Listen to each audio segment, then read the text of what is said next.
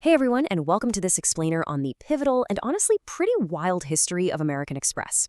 Okay, we're going to jump right into this because today we are looking at how a gritty, completely chaotic stagecoach company from the 1850s accidentally, and I mean literally by accident, built the foundation for today's modern cashless society.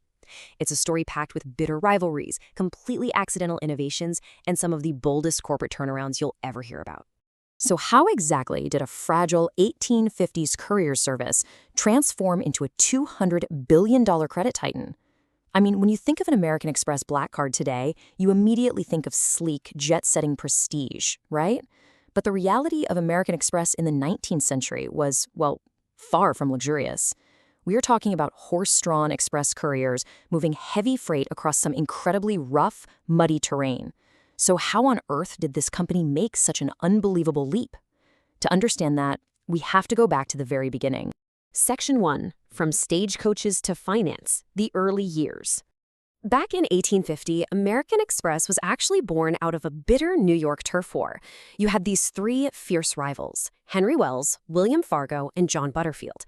They finally realized their cutthroat competition was just ruining all of them, so they merged to form one single company. But, surprise, surprise, they really didn't get along.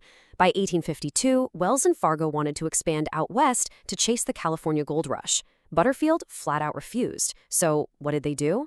Well, Wells and Fargo just went out west anyway and started their own cousin company. You might have heard of it, Wells Fargo.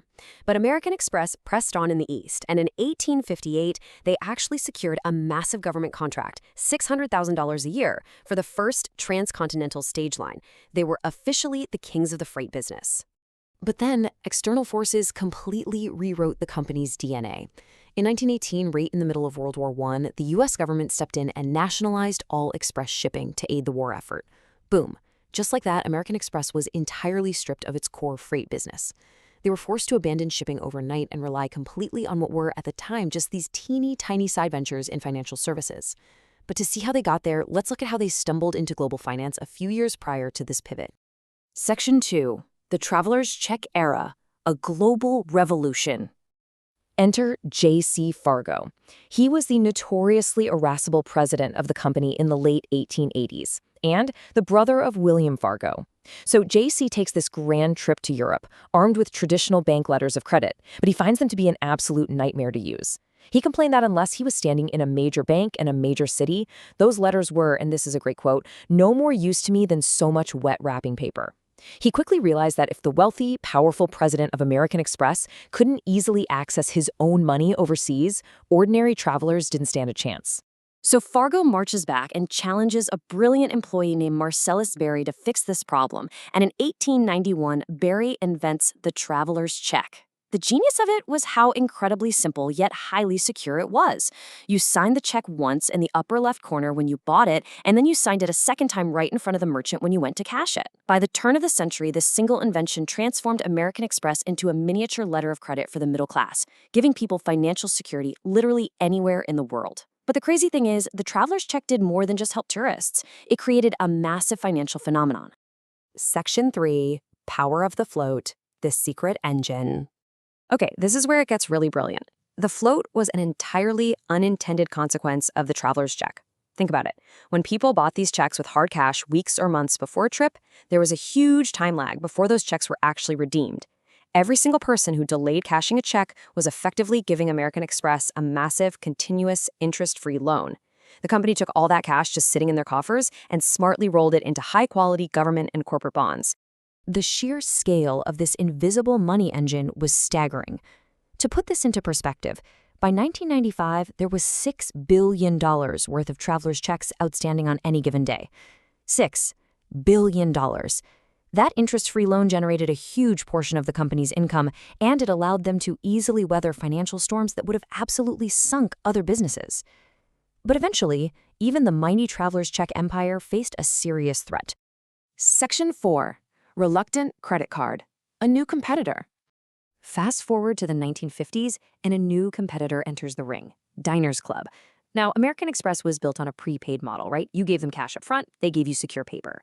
Diners Club flipped the script completely. They offered a postpaid travel and entertainment charge card. You ate a fancy meal at a restaurant, Diners Club guaranteed the payment to the merchant, and you got billed for it later. It was a massive hit. But the president of American Express at the time, a guy named Ralph Reed, was a hardcore traditionalist. He was incredibly reluctant to enter the credit card business. He actually shelved early proposals for an Amex card because he felt it was just too risky and strayed way too far from their core travel business. But the writing was on the wall, and Howard Clark, a senior executive at the time, saw it clearly. Other cards were actively eating into their travelers' check franchise. Clark pushed, and finally, American Express launched its own purple paperboard charge card on October 1st, 1958. It required users to pay their balance in full every single month, no revolving debt whatsoever, just a pure charge card. Now, you might think it was an instant, overnight success. Actually, it was far from it. Section 5. Saving the Amex card. A turnaround story.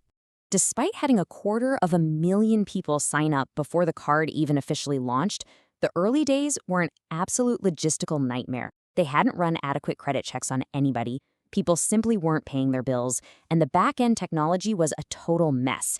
In 1960 alone, the card division lost roughly $2 million. It was a complete quagmire. The bleeding was so bad it forced a major leadership shakeup, and Howard Clark was finally put in charge as the new CEO. Clark knew he needed a fixer, so he brought in a man named George Waters. And Waters executed this brilliantly counterintuitive business turnaround. Normally, when a product is struggling, you drop the price, right?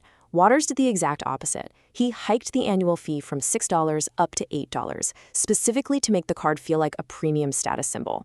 Then he ruthlessly raised the fee charge to merchants from 3% to a whopping 7%. And most importantly, instead of sticking to the traditional American Express culture where they kind of coddled their customers, Waters just aggressively started cutting off delinquent accounts. Waters also made a very smart, subtle psychological change to the product itself. He scrapped the original purple paperboard design and changed the card's color to green. Why? Because he specifically designed it to evoke the psychology of carrying cool, hard American cash. And you know what? These ruthless tactics absolutely worked. They stabilized the ship and paved the way for American Express to truly separate itself from the rest of the pack. Section 6. Price of Prestige. The Amex Advantage. As the 1960s rolled on, middle-class credit cards began flooding the market, totally led by Bank Americard, which of course you know today as Visa. But the difference in their business models was stark.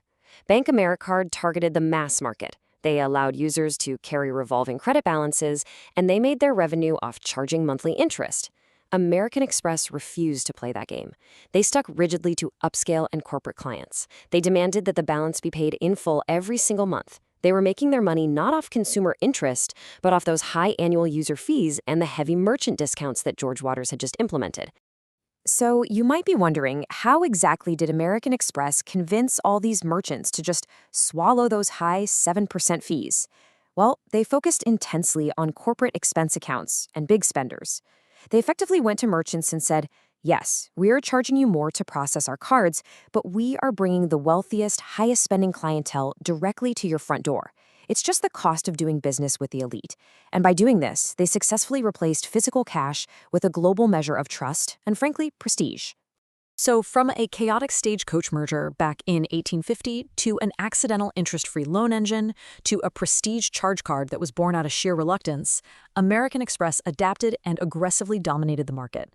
So as you look back at their history of ruthless pivots and brilliant positioning, what do you think? Is this story a cautionary tale of unregulated capitalism, or is it proof that the system works exactly as it was designed to? Keep that in mind the next time you hear the question, cash or charge.